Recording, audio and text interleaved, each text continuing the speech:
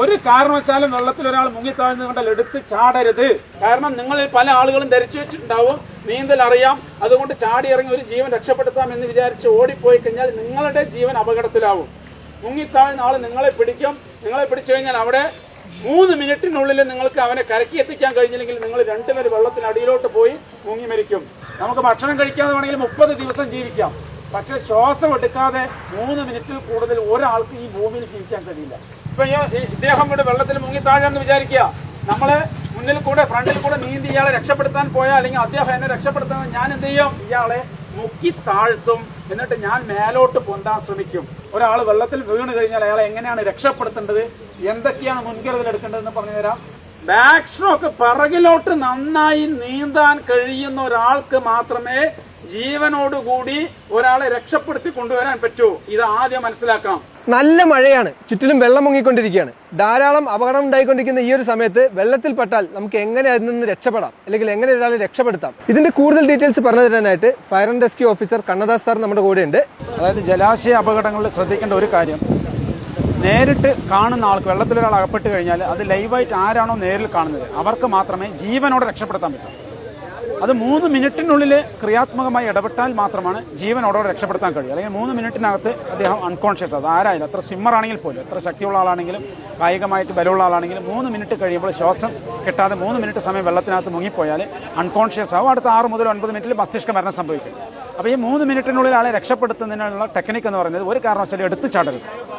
വെള്ളത്തിലകപ്പെട്ട ആളുടെ അടുത്തേക്ക് നേരിട്ട് നീന്തിപ്പോയിട്ട് രക്ഷപ്പെടുത്താൻ ശ്രമിക്കുന്നത് റെസ്ക്യൂറിൻ്റെ ജീവൻ അപകടത്തിലാക്കും. അപ്പം അത് ഒഴിവാക്കിക്കൊണ്ട് ആദ്യത്തെ കുറച്ച് സ്റ്റെപ്പുകളുണ്ട്. ആ സ്റ്റെപ്പ് ഒന്നും നടത്തുന്നില്ലെങ്കിൽ മാത്രമേ നേരിട്ട് ഇറങ്ങിച്ചെന്ന് രക്ഷപ്പെടുത്താൻ പറ്റൂ. അതും പിറകുവശത്ത് കൂടെ മാത്രം പോയിട്ട് ഒരാളെ രക്ഷപ്പെടുത്താൻ ശ്രമിക്കേണ്ടത്. ആദ്യത്തെ ടെക്നിക്ക് എന്ന് പറഞ്ഞു കഴിഞ്ഞാൽ ആദ്യം ഷൗട്ട് ചെയ്യുക എന്നുള്ളതാണ്. ആ പ്രദേശത്തുള്ള ആളുകളുടെയൊക്കെ ശ്രദ്ധ ആകർഷിക്കുന്നതിന് വേണ്ടി ഉച്ചത്തിൽ നിലവിളിക്കുകയോ അല്ലെങ്കിൽ സിഗ്നലുകൾ കാണിക്കുകയോ അലേർട്ട് ചെയ്യിപ്പിക്കുകയോ ചെയ്യുന്ന ഒരു മെത്തേഡാണ് ആദ്യത്തെ. പബ്ലിക്കിൻ്റെ ഒരു അറ്റൻഷൻ കിട്ടിക്കഴിഞ്ഞാൽ ആളുകൾ രക്ഷാപ്രവർത്തനത്തിന് എത്തുന്നതിന് വേണ്ടിയിട്ടാണ് അത് ചെയ്യുന്നത്. രണ്ടാമത്തെ ടെക്നിക്ക് എന്ന് പറയുന്നത് റീച്ച് എന്ന മെത്തേഡാണ്. റീച്ച് എന്ന് പറഞ്ഞു കഴിഞ്ഞാൽ എത്തിപ്പിടിക്കാൻ പാകത്തിലൊരു വസ്തു നീട്ടിക്കൊടുക്കുക. അതൊരു വടിയാവാം, അല്ലെങ്കിൽ ഒരു കയറാവാം, അല്ലെങ്കിൽ ഒരു തുണിയാവാം, അല്ലെങ്കിൽ ഒരു സാരിയോ ലുങ്കിയോ എന്തെങ്കിലും ആവാം. ഒരു 5-6 മീറ്റർ നീളമുള്ള ഒരു സാധനം ഒരു തൊട്ടടുത്ത് തന്നെയാണ് മുങ്ങി താഴ്ന്നതെങ്കിൽ നമ്മൾ അങ്ങോട്ട് റീച്ച് ചെയ്യുക, എത്തിച്ചു കൊടുക്കുക. അതിനകത്ത് പിടിച്ച് ആളെ വലിച്ച് അങ്ങോട്ട് കയറ്റുക എന്നുള്ളതാണ്.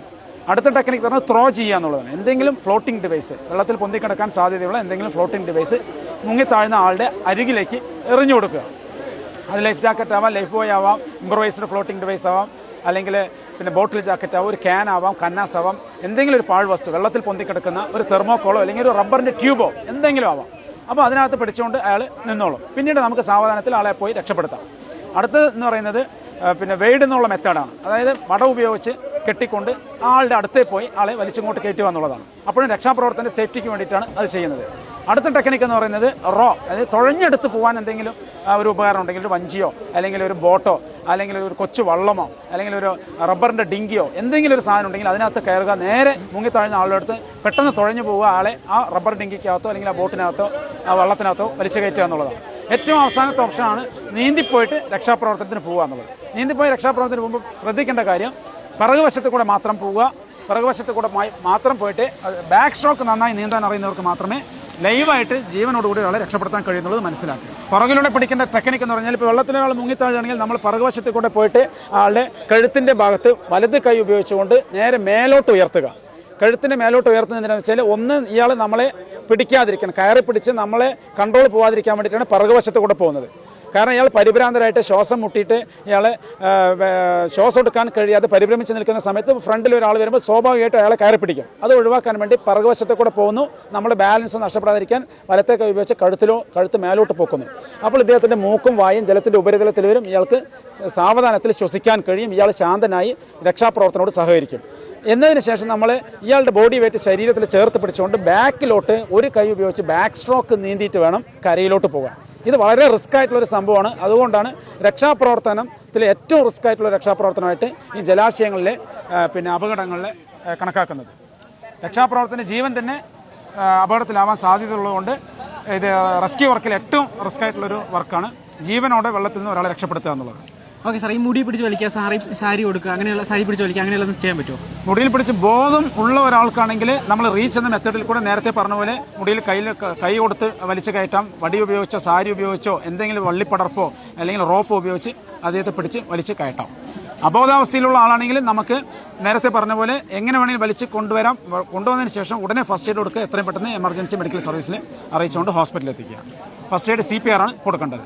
CPR കൊടുക്കുന്നത് വെച്ചാൽ വെള്ളത്തിൽ വീഴുന്നൊരു കേസാണെങ്കിൽ നമ്മൾ ആദ്യം തന്നെ ബ്രീത്താണ് കൊടുക്കേണ്ടത്. ശരീരത്തിലെ അതായത് വയറിനകത്തുള്ള വെള്ളം ലെൻസിനകത്ത് കയറിയിട്ടുള്ള സ്റ്റമക്കിലുള്ള വെള്ളം ഔട്ട് ചെയ്ത് കളഞ്ഞതിന് ശേഷം ചരിച്ച് കിടത്തിയിട്ടോ അല്ലെങ്കിൽ കമഴ്ത്തി കിടത്തിയിട്ടോ വയറിൻ്റെ ഭാഗത്ത് പ്രഷർ കൊടുത്ത് വെള്ളത്തിന് ഔട്ട് ചെയ്യുന്നതിന് ശേഷം എന്നിട്ട് നിരപ്പായ സ്ഥലത്ത് കിടക്കുക.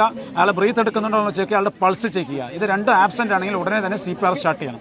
അപ്പോൾ ആദ്യം 5 ബ്രീത്ത് കൊടുക്കുക. വെള്ളത്തിൽ വീണ ആൾക്ക് ആദ്യം 5 ബ്രീത്താണ് കൊടുക്കേണ്ടത്. അത് മൗത്ത് ടു മൗത്ത് ബ്രീത്ത് കൊടുക്കാം. മൗത്ത് ടു മൗത്ത് ബ്രീത്ത് കൊടുക്കുന്ന സമയത്ത് റെസ്ക്യൂറിൻ്റെ സേഫ്റ്റിക്ക് വേണ്ടി ഒരു മാസ്കോ അല്ലെങ്കിൽ ഒരു തൂവാലിയോ കർച്ചഫോ എന്തെങ്കിലും വായിക്കകത്ത് വെച്ചതിന് ശേഷം മൂക്കടച്ച് പിടിച്ചതിന് ശേഷം ശക്തമായിട്ട് അദ്ദേഹത്തിൻ്റെ ലെൻസിലോട്ട് വായിലോട്ട് നന്നായി ഊതി കൊടുക്കുക. ഒരു 5 ബ്രീത്ത് കൊടുക്കുക.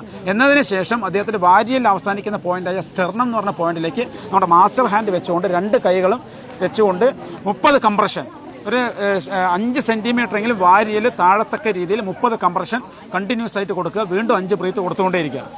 ഇത് 1 മിനിറ്റിൽ 100 തവണ ചെയ്യുക. ഒരു മിനിറ്റിനകത്ത് 5 സൈക്കിളായിട്ട് 100 തവണയെങ്കിലും ചെയ്യണം. ബോധം വരുന്നത് വരെയോ അല്ലെങ്കിൽ ഹോസ്പിറ്റലിൽ എത്തുന്നവരെയോ ഇത് ചെയ്തുകൊണ്ടേയിരിക്കണം. അതാണ് CPR ഇതിനകത്ത് കൊടുക്കുന്ന CPR. ഓക്കെ, അപ്പോൾ ഇപ്പോൾ വെള്ളത്തിൽപ്പെടുന്ന അപകട മരണങ്ങൾ കൂടിക്കൊണ്ടിരിക്കുകയാണ്. അപ്പോൾ എങ്ങനെ വെള്ളത്തിൽപ്പെട്ട രക്ഷപ്പെടുത്താം, അതുപോലെ CPR എല്ലാം എങ്ങനെ കൊടുക്കാം എന്നുള്ളത് നമുക്ക് കണ്ണദാസൻ സാർ, അതായത് ഫയർ ആൻഡ് റെസ്ക്യൂലെ ഓഫീസറാണ്, അപ്പോൾ സാർ പറഞ്ഞു തന്നു. അപ്പോൾ സാർ താങ്ക് യു. അപ്പോൾ നമ്മുടെ ഗ്രീൻ മാംഗോ സബ്സ്ക്രൈബേഴ്സിന് വേണ്ടി പറഞ്ഞതാണ്. അപ്പോൾ സാറേ താങ്ക് യു.